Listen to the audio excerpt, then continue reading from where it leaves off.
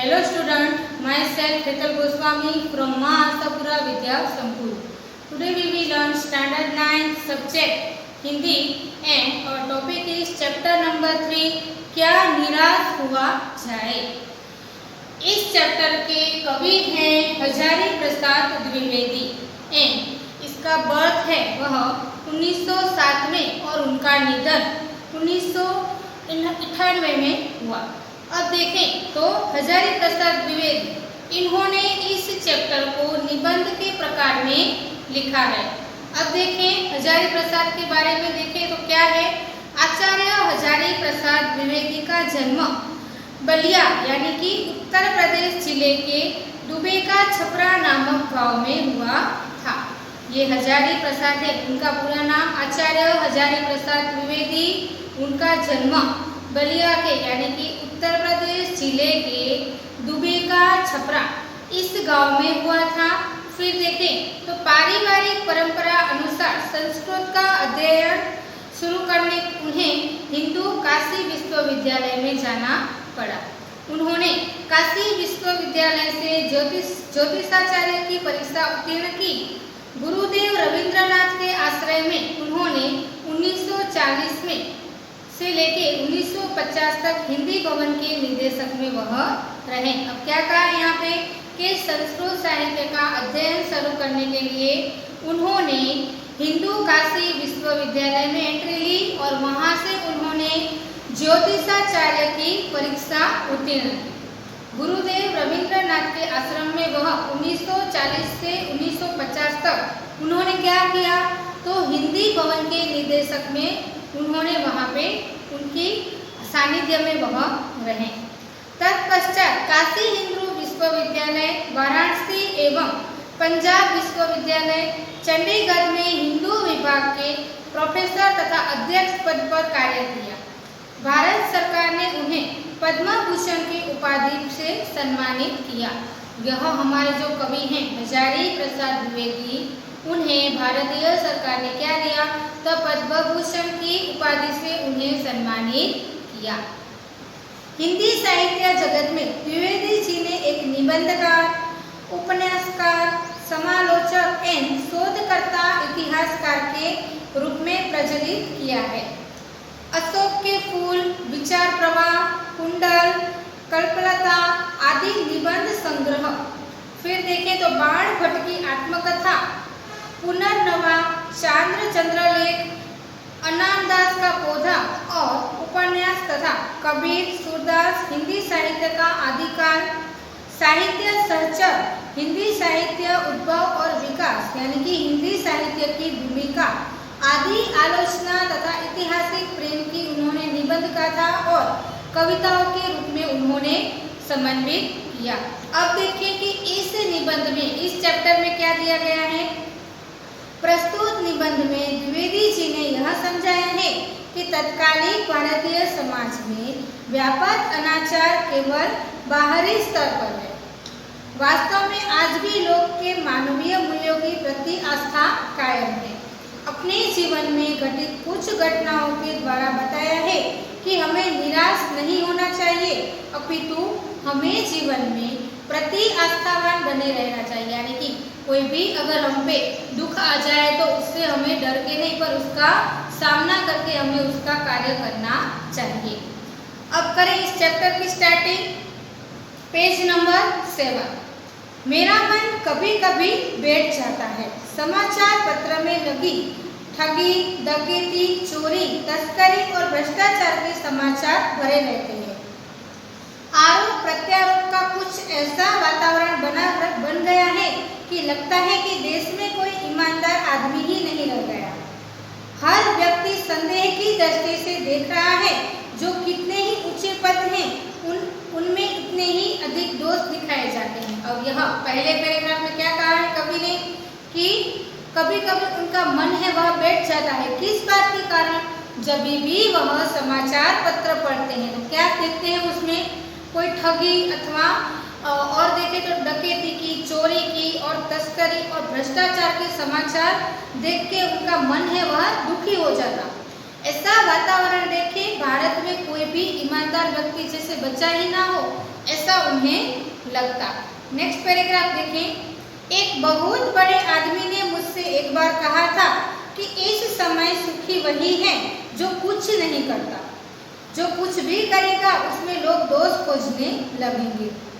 अब यहाँ पे क्या कहा है, उनके एक फ्रेंड ने उनसे कहा कि इस समय में, ऐसे समय में सबसे ज़्यादा सुखी वही है जो कोई भी कार्य नहीं करता है, और जो कोई भी कार्य करता है तो उसमें दोष देखने वाले बहुत सारे लोग मिल जाते हैं। उसके सारे गुण भुला दिए जाएंगे और दोषों को बढ़ा चढ़ाकर दिखाया जाने लगेगा। दोष किसमें नहीं होते, यही कारण है कि हर आदमी दोषी अधिक दिख रहा है। गुणी कम या बिल्कुल ही न हो, स्थिर अगर ऐसी हो तो निश्चय ही चिंता का विषय है। अब यहाँ पे क्या बात की गई है, कोई भी व्यक्ति है अगर कोई अच्छा कार्य करे तो उसके दोष से वह पहले दिखे जाएंगे। बहुत अच्छे कार्य करेगा, अगर ऐसा हो तो उसकी कोई भी भूल हो गई तो उसकी कोई भी अच्छी बात है वह साइड में रह जाएगी और उसके जो दोष है वह उभर के बाहर आ जाएंगे। क्या यही भारतवर्ष है जिसका सपना तिलक और गांधी ने देखा था? रविंद्रनाथ ठाकुर और मदन मोहन मालवीय का महान संस्कृत सभ्य भारतवर्ष किसी अतीत के गह्वर में डूब गया। आर्य और द्रविड़, हिंदू और मुसलमान, यूरोपीय और भारतीय आदर्शों की मिलन भूमि, महामानव समुद्र क्या सुखी ही गया? मेरा मन कहता है ऐसा हो नहीं सकता। हमारे महान मनीषियों के सपने का भारत है और रहेगा। यहाँ पे बहुत सारे ऐसे जो भारतीय जो परंपरा के जो कवि हैं उन्हें याद करते हैं। किन किन को याद करते हैं, तो पहले वो क्वेश्चन करते क्या यही भारतवर्ष है, किस कारण कि जिस तरह से चोरी डकैती ऐसे कार्य बढ़ रहे हैं, इस तरह से वह पूछते क्या यही भारतवर्ष है जिसमें तिलक और गांधी रहते थे, जिन्होंने जैसा सपना देखा था कि मेरा भारत अच्छा हो। इसी तरह से रविंद्रनाथ टैगोर, मनमोहन मालवीय और संस्कृत के यह जो कवि हैं उनकी यहाँ पे बात की गई है। अगर हमें वन सेंटेंस वाला क्वेश्चन पूछा जाए, 1 मार्क वाला क्वेश्चन, तो इसमें पूछा जाता है कि भारतवर्ष के किसी भी ऐसे अति है जो कौन कौन से गहराव में डूबे हुए थे, तो इसके आंसर में हम क्या लिखेंगे, तो यहाँ पे नाम दिए गए हैं तिलक, गांधी और रविंद्रनाथ ठाकुर, मदन मोहन, इन सभी नाम उस हम 1 सेंटेंस वाले क्वेश्चंस में लिखेंगे। नेक्स्ट पैराग्राफ देखेंगे। यह सही है कि इस दिनों कुछ ऐसा माहौल बना है कि ईमानदारी से मेहनत करके जीविका चलाने वाले निरा और भोले भाले श्रमजीवी पिस रहे हैं और झूठ तथा फरेब का रोजगार करने वाले फल फूल रहे हैं। अब यहाँ पे क्या बात की गई, जिस तरह से कोई गरीब व्यक्ति है बहुत ही मेहनत करके अपना कार्य करते हैं और अपनी जीविका चलाते हैं, उसी तरह जो दूसरे व्यक्ति हैं वो क्या करते हैं, झूठ और फरेब का सहारा लेके अपना कार्य है वह पूर्ण कर लेते हैं। ईमानदार को मूर्खता का पर्याय समझने लगता है।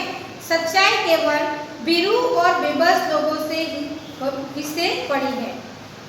ऐसी स्थिति में जीवन में महान मूल्यों के बारे में लोगों की आस्था ही हिलने लगी। अब यहाँ पे क्या बात की गई है, जिस तरह से ईमानदार व्यक्ति है वो मूर्खता से कार्य करा जाता है, इसी तरह जो लोभी लोग हैं वो क्या करते हैं, अपना कार्य है वो किसी भी तरह से वह पूरा कर लेते हैं। नेक्स्ट देखें। परंतु ऊपर जो कुछ दिखाई दे रहा है वह बहुत ही हाल ही मनुष्य निर्मित नीतियों की त्रुटियों की देन है। सदा मनुष्य बुद्धि नई परिस्थितियों का सामना करने के लिए नए सामाजिक विधि निषेधों की बनाती है, उनमें ठीक साबित न होने पर उन्हें बदलती है। नियम कानून सबके लिए लगाए गए हैं पर सबके लिए कभी कभी एक ही नियम सुनकर नहीं होते। अब यहाँ पे क्या बात की गई है, भारतीय संविधान में जिस तरह से अगर कोई गुनाह हो तो उसका नियम बनाया गया है, उसी तरह से किसी के लिए वो नियम लागू पड़ता है और किसी पे नहीं पड़ता है। सामाजिक कायदे कानून कभी युग युग से परीक्षित आदर्शों से टकराते हैं, इससे ऊपरी सतह आलोदित भी होती है। पहले भी हुआ है, आगे भी होगा, इसे देखकर हताश हो जाना ठीक नहीं बात है। मैंने पहले ही आपको कहा कि जिस तरह से नियम है वो सभी के लिए ठीक से होने चाहिए, ऐसा नहीं होता। इसकी यहाँ पे बात की गई है, कभी कहते हैं कटाक्ष करते हैं उनकी बात पे। कौन सी बात पे, कि ऐसी बात से हमें दुखी होना चाहिए नहीं। भारतवर्ष ने कभी भी भौतिक वस्तुओं के संग्रह को बहुत अधिक महत्व नहीं दिया है। उसकी दृष्टि से मनुष्य के भीतर जो महान आंतरिक तत्व स्थिर भाव से बैठा हुआ है वही चरम और परम है। लोभ, मोह, काम, क्रोध आदि विकार मनुष्य के स्वाभाविक रूप से विद्यमान रहते हैं। अब यहाँ पे क्या बात की गई है? भारतवर्ष में भौतिक वस्तुओं का संग्रह है वह उसको महत्व नहीं दिया गया। किसका महत्व दिया गया है? जो मानवी है उसका जीवन है बहुत ही अच्छी तरह से बीतना चाहिए, उसकी यहाँ पे बात की गई है। पर उन्हें प्रधान शक्ति मान लेना और अपने मन तथा बुद्धि को उनके इशारों पर छोड़ देना बहुत निकृष्ट आचरण है। अब यहाँ पे क्या कहा गया है? उन्हें प्रधान और शक्तिमान मानना चाहिए। उनका जो यहाँ जो रूल्स रेगुलेशन है उसे हमें मानना चाहिए। नेक्स्ट पेज में पेज नंबर 1, भारतवर्ष ने कभी भी उन्हें उचित नहीं माना। उन्हें सदा संयम के बंधन से बांधकर रखने का प्रयत्न किया है, परंतु भूख की उपेक्षा नहीं की जा सकती, बीमार के लिए दवा की उपेक्षा नहीं की जा सकती, गुमराह को ठीक रास्ते पर ले जाने के उपायों की भी उपेक्षा नहीं की जा सकती।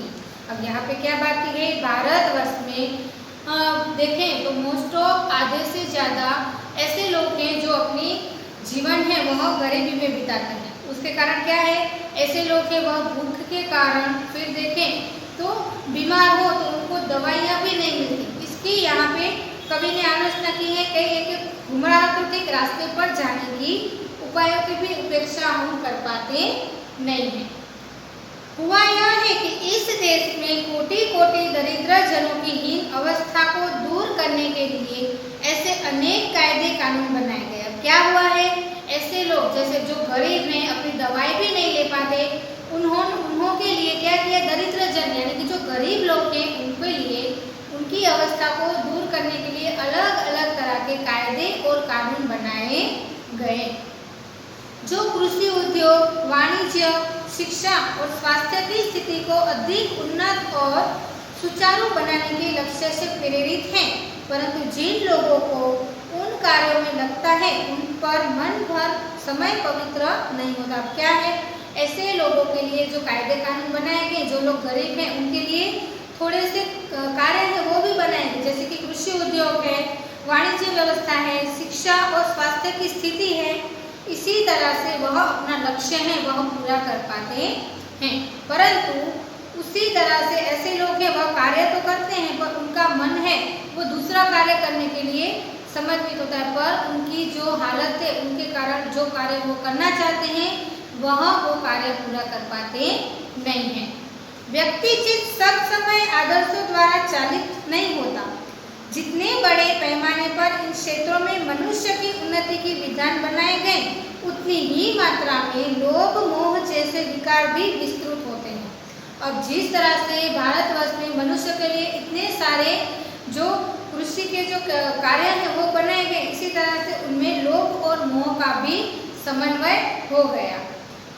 लक्ष्य की बात भुलाई गई, आदर्श को मजाक का विषय बनाया गया और संयम ही दफियानुसी मान लिया गया। परिणाम जो होना था वह हो रहा है। यह कुछ थोड़े से लोगों के बहु बढ़ने हुए लोभ का नतीजा है, परंतु इससे भारतवर्ष के पुराने आदर्श और भी अधिक स्पष्ट रूप से महान और उपयोगी दिखाई देने लगे हैं। अब यहाँ पे क्या बात की है कवि ने यहाँ पे कहा है जिस तरह से ऐसे लोगों के लिए कायदे और कानून बनाए गए, पर कुछ लोग ऐसे होते हैं जो उन कार्यों के बीच में आते हैं तो क्या होता है उनके कारण जो कार्य वो करना चाहते हैं वो कर पाते नहीं हैं। इसके कारण लेखक बहुत दुखी होते हैं और कहते हैं इसी कारण भारत के जो पुराने आदर्श हैं वह कभी कभार दिखने को मिलते हैं। डियर स्टूडेंट, आज हम यहाँ तक रखते हैं। नेक्स्ट वीडियो में देखेंगे क्या कवि कहते हैं भारतवर्ष के जिस तरह से उसकी परंपरा चली आ रही है। तब तक के लिए आप इसे घर पे रिवाइंड करें। Thank you.